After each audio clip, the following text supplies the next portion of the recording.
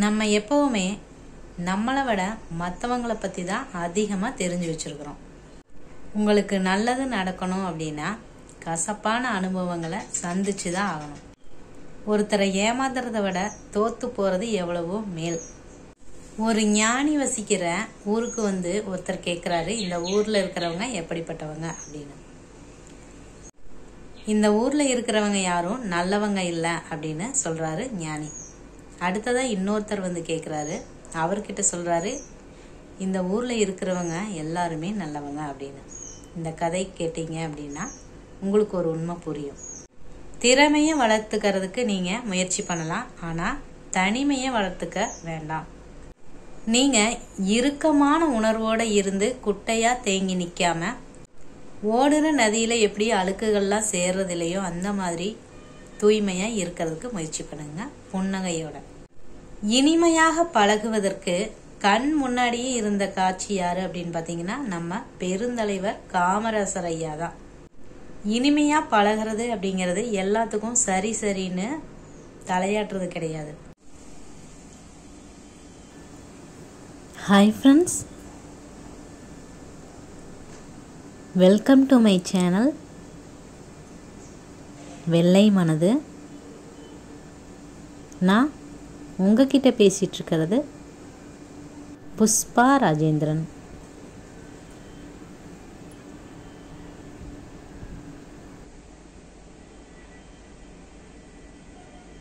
வணக்கம் சொந்தங்களே, எல்லாரும் எப்படி இருக்கீங்க? நல்லா இருப்பீங்கன்னு நம்புகிறேன். இன்னைக்கு என்ன பதிவு பார்க்க போகிறோன்னா, எனக்கு மட்டும் ஏன் நல்லதே நடக்க மாட்டேங்குது அப்படின்னு யோசிக்கிறீங்களா? அப்படின்னா உங்களுக்கான பதிவு தாங்க இது. இது எதுக்காக அப்படின்னா, நிறைய நேரங்களில் நாம் மற்றவங்களை பற்றி தான் அதிகமாக தெரிஞ்சு வச்சுருக்கிறோமே தவிர நம்மளை பற்றி தெரிஞ்சு வச்சுக்கிறது இல்லை அப்படிங்கிறது தான் நிதர்சனமான உண்மையாக இருக்குது. மனித உறவோட மிக பழமையான ஒரு விதி என்ன அப்படின்னு பார்த்தீங்கன்னா, மற்றவங்க உங்களுக்கு என்ன செய்யணும் அப்படின்னு நீங்கள் விரும்புகிறீங்களோ அதை நீங்கள் மற்றவங்களுக்கு செய்யணும். நம்ம திறமையை வளர்த்துக்கிறதுக்கு முயற்சி பண்ணணுமே தவிர தனிமையை வளர்த்துக்கொள்ள கூடாது. இறுக்கமான சூழ்நிலையில் நம்ம இருந்தோம் அப்படின்னா குட்டை மாதிரி தேங்கிடுவோம். அதுவே நம்ம ஓடுற நதியாக இருந்தோம் அப்படின்னா எந்தவித அழுக்கும் சேராமல் தூய்மையாக நம்ம இருப்போம். சரிங்க, நாம் விஷயத்துக்கு வந்துடுவோம். உங்களுக்கு மட்டும் ஏன் நல்லது நடக்க மாட்டேங்குது அப்படின்னு யோசிக்கிறீங்களா? அதான் ஒரு கதை மூலமாகவே சொல்கிற பாருங்களேன். ஒரு ஞானி வசிக்கிற ஊருக்கு ஒருத்தர் போகிறாரு, புதுசாக போகிறாரு. அப்படி போகும்போது அந்த ஞானி கிட்ட கேட்குறாரு, இங்கே இருக்கிற மக்கள் எல்லாம் எப்படி? நான் இதுக்கு முன்னாடி இருந்த நகரத்தில் இந்த மாதிரி நல்ல மனிதர்களெல்லாம் இல்லை, அங்கே யாருக்கும் உதவி செய்ய மாட்டாங்க அப்படின்னு சொல்கிறாரு.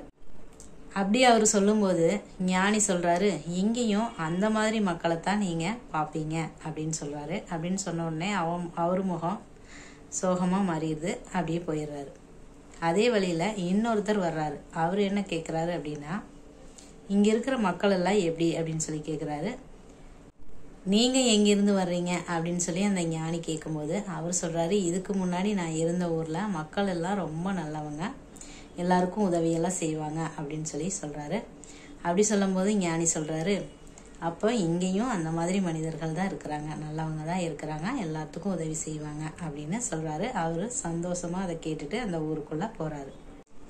இவர் அந்த ஞானி இப்படி சொல்கிறத கேட்டுட்டு பக்கத்தில் இருந்த ஒருத்தர் கேட்குறாரு, என்ன ஒரே ஊருக்கு தான் 2 பேரும் வந்திருக்கிறாங்க, ஆனால் ஒவ்வொருத்தர்கிட்டையும் வேறு விதமாக பதில் சொல்கிறீங்களே அப்படின்னு கேட்கும்போது ஞானி சொல்கிறாரு, மற்றவங்க கிட்ட நாம் எதை பார்க்குறோமோ அதுதான் நம்ம கண்ணுக்கு தெரியும்.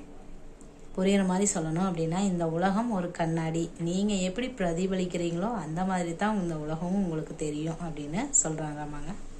மற்றவங்களோட இனிமையாக பழகிறதுக்கு நம்ம கண்ணு முன்னாடியே வாழ்ந்த சாட்சி யார் அப்படின்னு பார்த்தீங்கன்னா நம்ம பெருந்தலைவர் காமராசர் ஐயா தான். இனிமையாக பழகிறது அப்படிங்கிறது எல்லாத்துக்கும் சரி அப்படின்னு தலையாட்டுறது கிடையாது.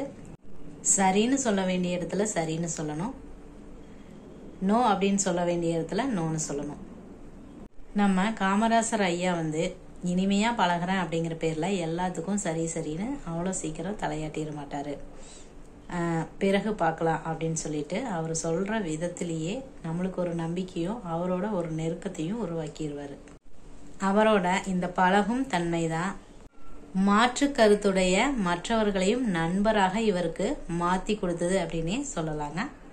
இப்போ உங்களுக்கு நல்லது நடக்கணும் அப்படிங்கிறதுக்கு இன்னொரு உதாரணம் சொன்னால் உங்களுக்கு ஈஸியாக புரிஞ்சிடும் அப்படின்னு நினைக்கிறேன். இது நம்ம சத்குரு சொன்னது தான். என்ன அப்படின்னா, ஒரு யோகி இருக்கிறாரு. அவர்கிட்ட ஒருத்தர் சொல்கிறாரு, உங்கள் சீடன் என்ன பண்ணார் தெரியுமா அப்படின்னு சொல்ல வர்றாரு. அப்படி சொல்ல வரும்போது அவர் நிப்பாட்டி, நீ சொல்ல வர்ற விஷயத்தில் 3 விஷயத்த ஃபில்டர் பண்ணிட்டு அப்புறமா என்கிட்ட அந்த விஷயத்த சொல்லு அப்படின்னு சொல்கிறாருங்க. அது என்ன அப்படின்னு பார்த்தீங்கன்னா, ஃபர்ஸ்ட்டு நீ சொல்கிறது 100% 100% உண்மையா அப்படின்னு கேட்குறாரு. அப்படி இருந்தால் மட்டும் சொல்லு அப்படின்னு சொல்கிறாரு.